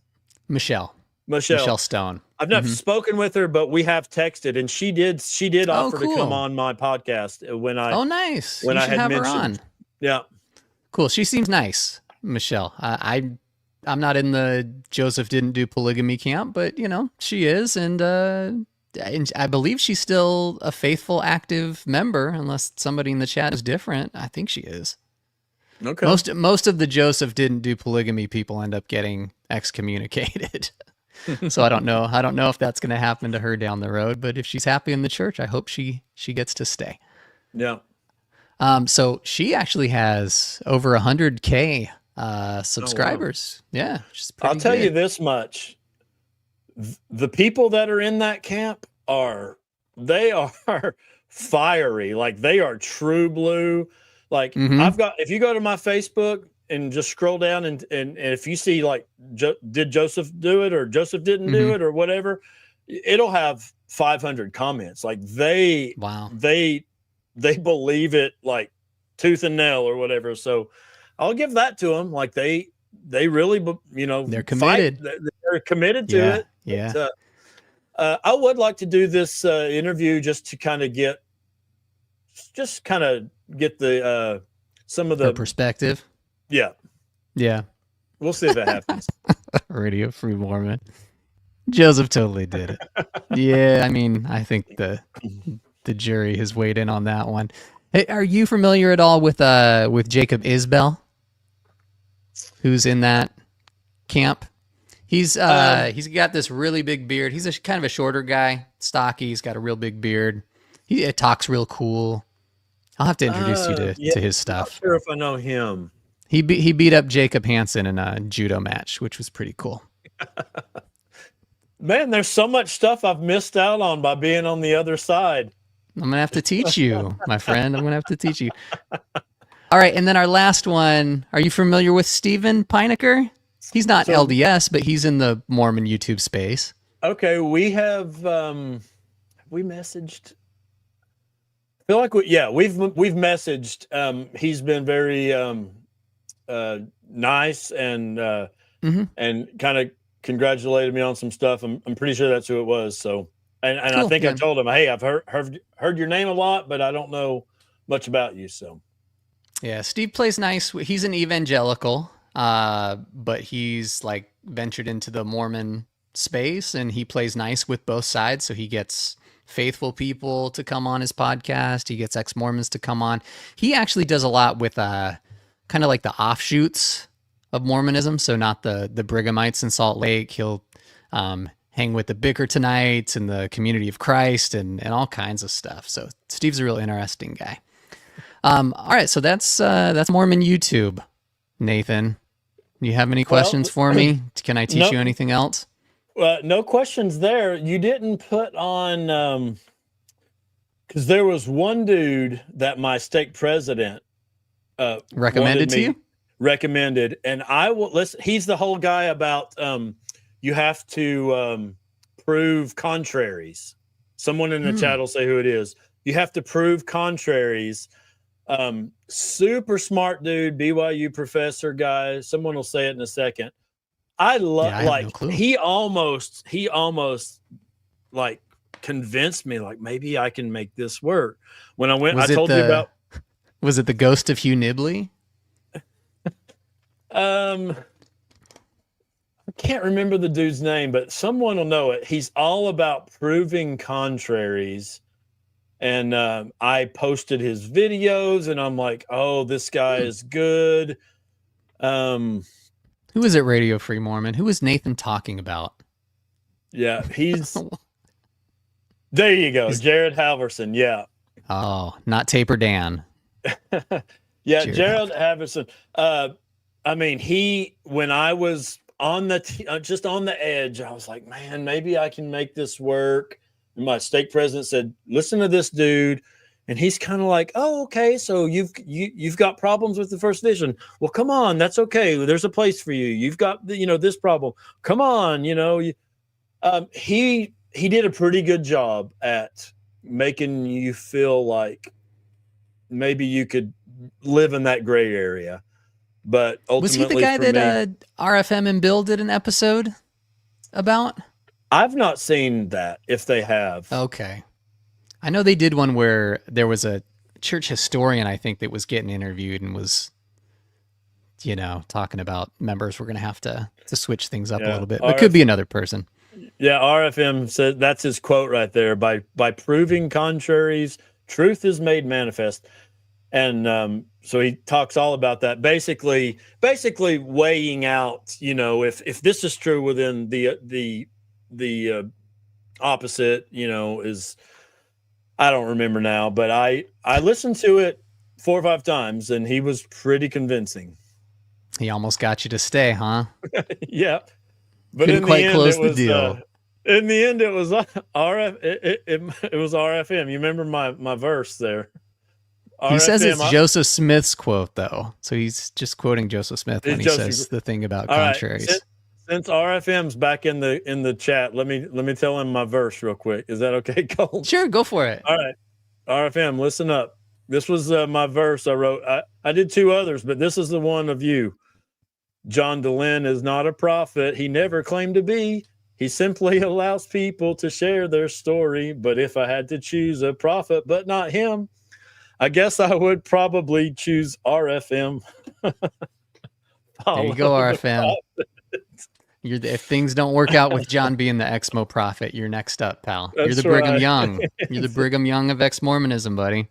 Congratulations. Now you can accept new wives if you want to.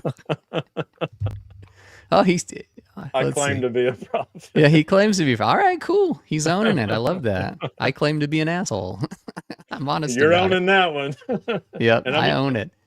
And all right, Nathan, you want to? Now that we've gone through this, I had a couple more things for you.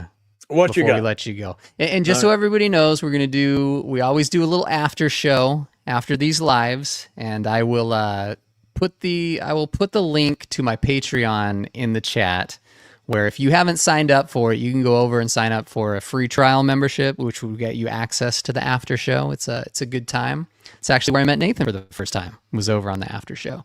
So we're going to do that when everything's done, but I want to take Nathan through some of these. I made some, since Nathan is a music guy, I want to get his take on some of these Exmo hymns that I've made. You up for that, Nathan? Of course. And maybe people have heard these, and maybe they haven't. Okay, so first, I'm going to play an Exmo hymn that's a parody of Choose the Right, that I like to call Choose the Wife. Oh, God. All right, let me cue this up. And then after it's done, Nathan is going to give me his honest opinion on it. Cool? All right. Yep. All right, here we go.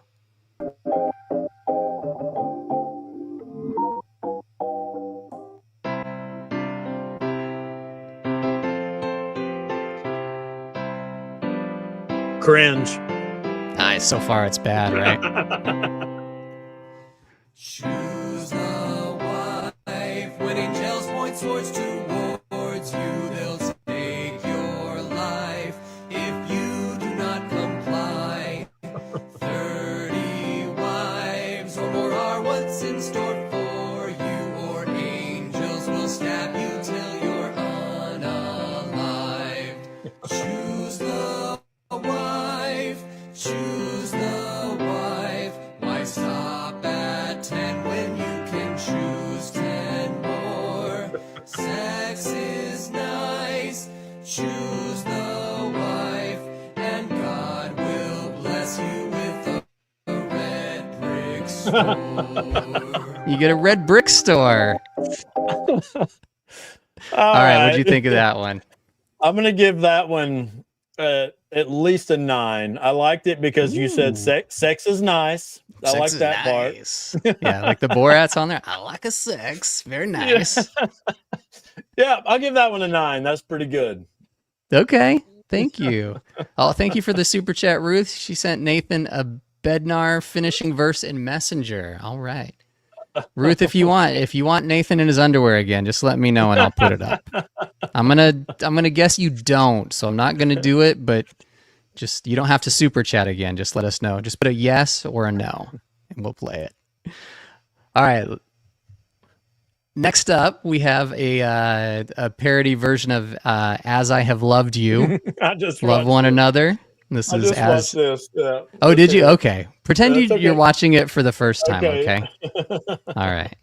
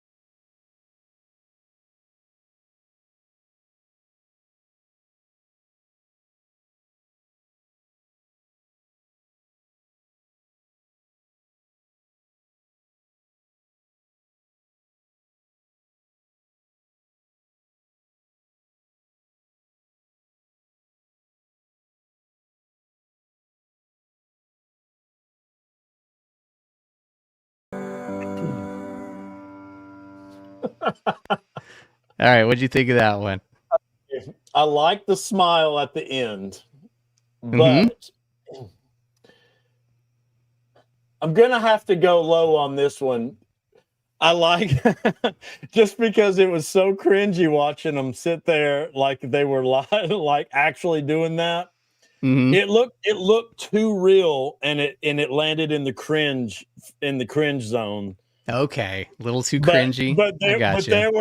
there were some really funny parts. Didn't they say something about being an asshole? Yeah. Ye are a big asshole. Yeah, I mean, By this shall mendo, ye are a big asshole. we'll have to go a 5 on that one, but a 10 for creativity. But it was just too cringy to see them. Okay. Yeah. I got you. You know how I make these? How do you do the video part like that? That's pretty. So That's I've pretty got an creative. app where you take picture of them and you put it in, and then the camera's on you. So if your head moves, it makes their head moves. If your mouth moves, it makes their mouth move. So it's me doing all the moving and the actions and the smiling, but it's that's how I Okay, do so it. And then I just you were record it in my shitty garage band setup that I've got. All right, 5 out I of like 10. it. Okay, Yep. this one is a parody of what's the name of the song? Rebecca Biblioteca and I did this one together when the Fairview Temple stuff was going on. Okay. Well, I know a country song that called "Size Matters," but let's see what you Do you? did. Oh, it's not Yeah. that one. So this one Okay. is a version of "I Love to See the Temple." Oh, okay. Are you familiar with the whole Fairview Temple thing? Oh yeah. How they wanted Yeah, the spire to be really high? I Okay. followed that pretty close. All right, let's listen to this one and see what you rate it. Okay.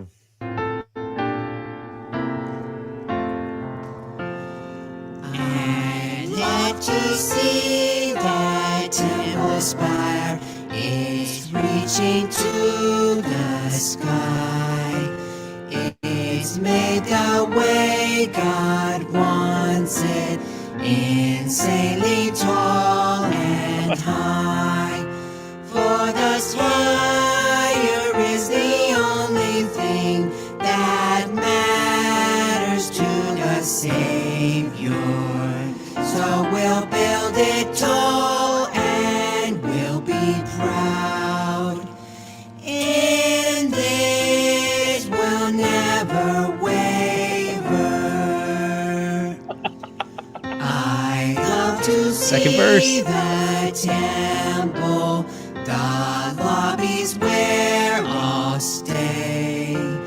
The members all walk past me, 'cause I don't pay to play. For the temple is a private club, and you can't pass the foyer. So if a temple comes to your town, make sure you have a lawyer. Yes, Guy McDude, it is Cartman singing on here. Good neighbor since 1830. Oh my gosh. Okay, so I was leaning towards the seven, the seven realm for a while Mm-hmm. because I thought it was a. Oh, sorry, Nathan. I had to download all these from YouTube, so they put everything that's on there. Because I thought it was a little long, but then when you brought in the make sure you have a lawyer thing, that was a good ending. That brought it home. So I'm gonna get back up in the 9 area there. That was pretty good. All right, I think I got one more for you. We got a version of Families Can Be Together Forever. This time Oaks teams up with Jeffrey R. Holland, and it's called Holland Oaks, like Hall and Oaks. Perfect, right? I should honestly do a parody of Rich Girl, but call it Rich Church. You're a rich church. That would work. Yeah, that could work. All right, let me cue this one up for you. And then once we've gone through all of them, you tell us who the winner is. All right.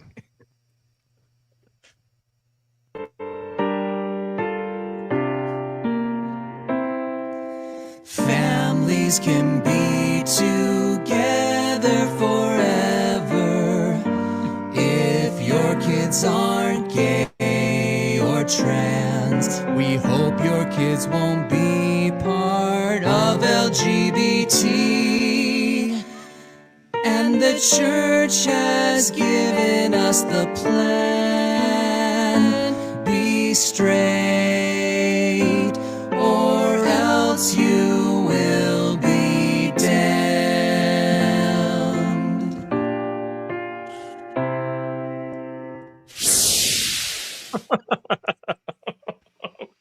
All right. So of all four, which one was your fave? The first one. Remind me which one was the first one again. Okay, so hold on, I'll put them up. Yeah. Okay, Choose so the one. first we had I'm choose. gonna go with. I gotta go with choose the wife. Yeah. Okay. Let me just say, you're talented with this. Keep doing what you're doing. Like somebody said earlier, they're great. Yeah, choose the wife. I'm gonna go with that one. That was good. I'll bump it back up to. I'll bump it up to a 10. How about that? That makes it the winner. Right on, dude. And Nathan knows what he's talking about with music. So now, if I was gonna do another hymn parody, what should I do? What would you recommend next? Oh my gosh. Let's see. Give me something to work on. You've done like 70 of them, right? Was that all? Well, that's what's on YouTube. I've probably done over 100 total. But they're not all hymn parodies. A lot of them are just. Oh, that's right. Yeah. Yeah. I'd have to think on the hymn thing. I mean, I've been a real big hymn guy, and I went around the stake. I was the high counselor over music for a little while. I took my guitar to all the wards in the stake and played, my guitar. So I'm all about music, but I don't think I can. I mean, you're probably more talented than me, so I'll have to think on which hymn. I don't have anything coming to mind. Latter-day Digest says, "How about if you could hide a collab?" So that would be cool. I did one that I called "If You Could Hie to Coleslaw," which really I didn't do any lyrics. I just put an instrumental version of "If You Could Hide a Collab," and then I put a lady who was preparing coleslaw to it. And that was pretty funny. But lyrics to that would be good. Here you go. Guy McDude says, if you get high on Kolob, that could be cool.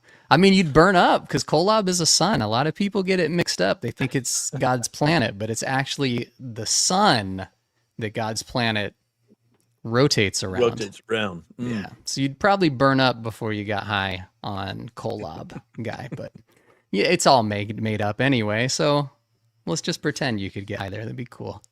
Yeah.